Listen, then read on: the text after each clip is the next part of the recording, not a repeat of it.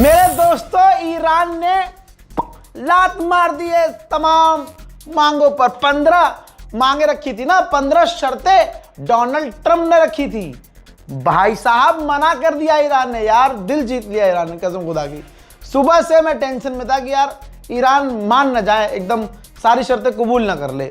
दोस्तों, आगे बढ़ने से पहले मैं ये क्लियर बता दूं कि ईरान तो पहले ये भी नहीं मान रहा था कि हमारी बात हो रही है।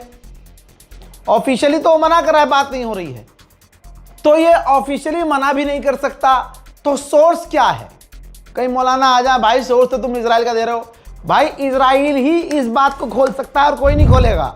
सोर्स आपके सामने, इजराइल ने साफ कहा है, इजराइल ने बताया है, इजराइल की मीडिया ने बताया है, सोर्स वही है कि ईरान ने पाकिस्तान को यानी मीडिएटर को कह दिया है कि हम आपकी यानी अमेरिका की ये 15 शर्तें नहीं मान सकते, क्योंकि पहले उनको हमारी 5 शर्तें माननी होंगी। अल्लाह अकबर। भाई 15 की 15 पढ़ते ही ठुकरा दी ईरान ने कि हम नहीं मानेंगे। और IRGC के कमांडर सुबह से इजराइल पर हमला कर ही रहे हैं। अब आगे की सुने। ईरान ने कहा कि भाई 5 शर्तें पहले अमेरिका मानेगा हमारी, उसके बाद हम सोचेंगे। अब आप कहेंगे कि भाई वो 5 शर्तें क्या है ईरान की? अब सुनते जाइए और उंगलियों पर याद रख लेना। ईरान की पहली शर्त है, गारंटी चाहिए हमें कि अब ईरान पर कभी हमला नहीं होगा, पक्की गारंटी। दूसरी शर्त है, हमले बंद हो, असैसिनेशन जो ढूंढ ढूंढ के हमारे लीडरों को कत्ल कर रहे हो धोखे से, ये बंद हो। तीसरी शर्त यह है कि अमेरिका और इजराइल के हमले में जो हमारे मुल्क में जितना नुकसान हुआ है वो सारा भरपाई अमेरिका करे। इसमें अगली शर्त, पूरे मिडिल ईस्ट में गाजा, फिलिस्तीन, लेबनान, जहां जहां जंगें हो रही हैं, जहां जहां अमेरिका और इजराइल जुल्म कर रहे हैं, अटैक कर रहे हैं, सब बंद हो जाएं। और अगली बहुत बड़ी शर्त है कि इंटरनेशनल लेवल की हमें मान्यता मिले कि स्ट्रेट ऑफ हॉर्मुज ईरान का है। समझ रहे हैं आप? ईरान ने अपनी शर्त।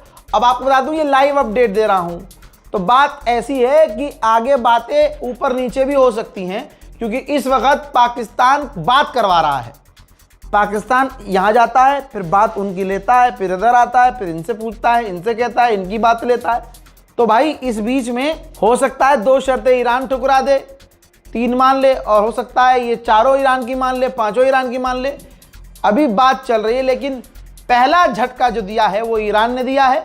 और पहली बार में ईरान ने 15 की 15 शर्तों को मतलब सुना ही नहीं, कह दिया भाई पहले आप हमारी शर्तें मानो, ये 5, उसके बाद आगे बात होगी, वरना हम कोई डील नहीं करेंगे। भाई डोनाल्ड ट्रंप को, किसी अमेरिका के राष्ट्रपति को इतना जलील किसी ने नहीं किया होगा जितना ईरानियों ने किया है। डोनाल्ड ट्रंप का एक बयान, जिसको मैंने आपको कल बताया था कि ट्रंप ने कहा है कि हमें बहुत बड़ा एक गिफ्ट मिलने वाला है, और वो गिफ्ट हमें मिल भी चुका है, बहुत जल्द आपको पता चलेगा। ईरानियों ने क्या किया, उस वीडियो को, उसके बयान को वो ऊपर लगाया और नीचे लगा दी एक वीडियो, और मिसाइल पर लिख दिया। मिसाइल पे क्या लिखा है? ट्रंप जिस गिफ्ट की बात कर रहा था कि उसे गिफ्ट मिलने वाला है, वो बड़ा गिफ्ट ये है, इसकी बात कर रहा था, यानी मिसाइल। हमारी तरफ से डोनाल्ड ट्रंप को सिर्फ ये मिसाइल है। आप समझे? भाई इतने गंदे लेवल पर किसी दुनिया के सबसे बड़े ताकतवर आदमी, जिसको लगता है कि वो सुपर पावर है, भाई कौन ऐसा पेल सकता है यार ईरान के अलावा? कोई नहीं है। जब से तू मिला ना, अपना तो आतंक ही खत्म हो गया यार। भाई लगता है कि IRGC तुम्हारे भाई को देख रही है डायरेक्ट। कोई तो है जो फारसी में ट्रांसलेट कर रहा है वीडियो। बताया था मुझे एक मेरे यार ने कि भाई यहाँ तुम्हारी जो है ट्रांसलेट हो रही है वीडियो, और टेलीग्राम के चैनलों में ईरान की जा रही है वीडियो। मैं तो मजाक समझ रहा था, यहाँ तो बहुत याद है। मैं बार बार डोनाल्ड ट्रंप को यजीद, शिम्र, करबला के वाकया बयान कर रहा हूँ, तो भाई ये शिया समुदाय समझ पाएंगे।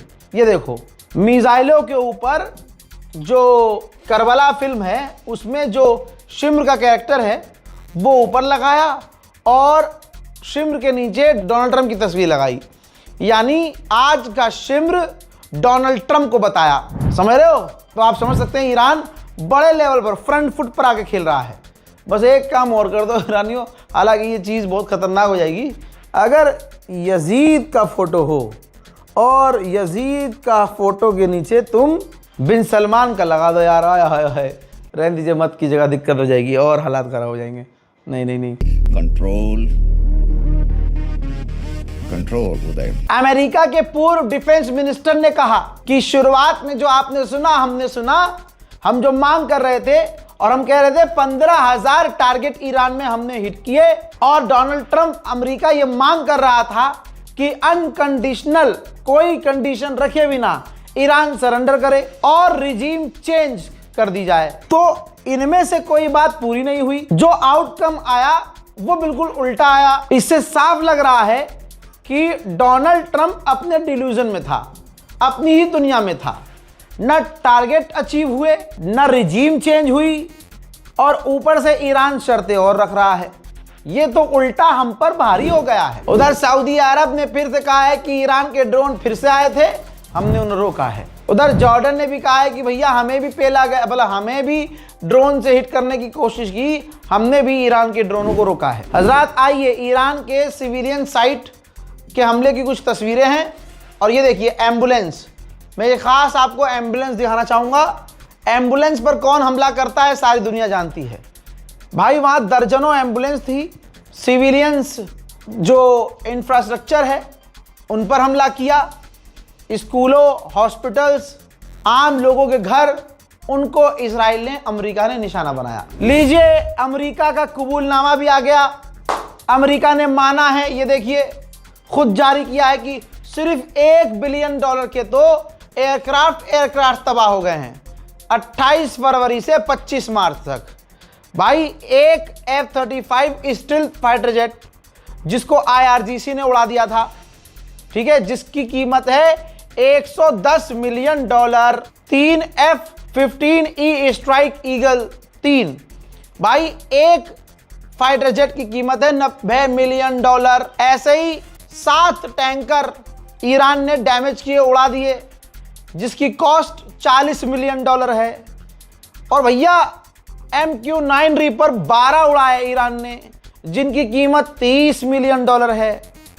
भाई $20 मिलियन का ब्लैक हॉक हेलीकॉप्टर उड़ाया।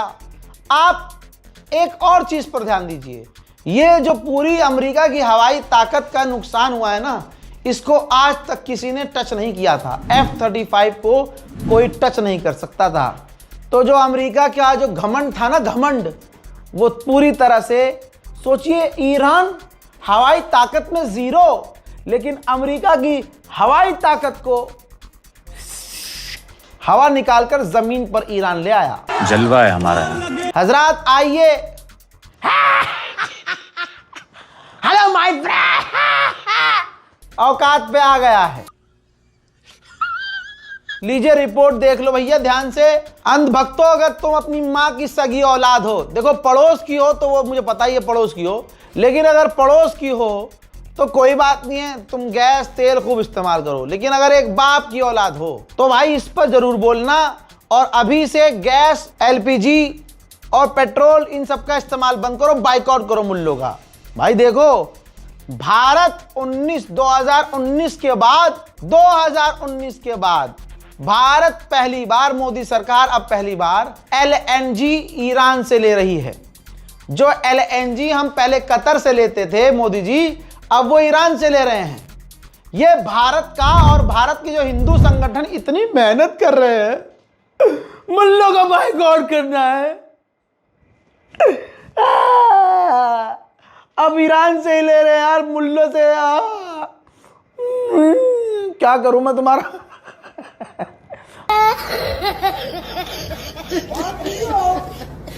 हजरात सोचिए वक्त ने इनके मुंह में कितना मूता है। अबे पेशाब पियो, खुश रहो। भारत में इनको भारत के मुसलमान पसंद नहीं है।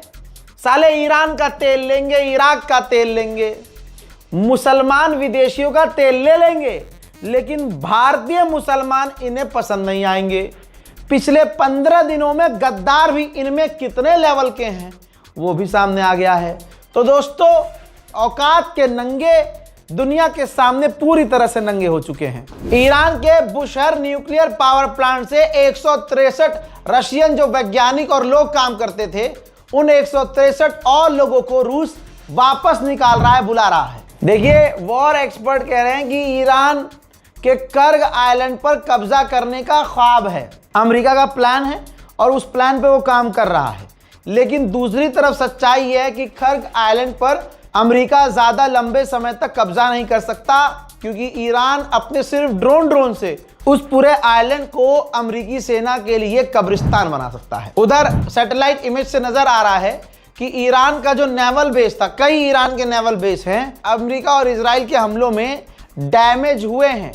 ऐसा नहीं है कि ईरान का नुकसान नहीं हुआ है। हजरात मोहतरम, इस रिपोर्ट को शेयर कीजिएगा, इंतजार कीजिएगा मेरे अगले अपडेट का। ये अपडेट बहुत इंपॉर्टेंट था, शेयर कीजिए। जय हिंद।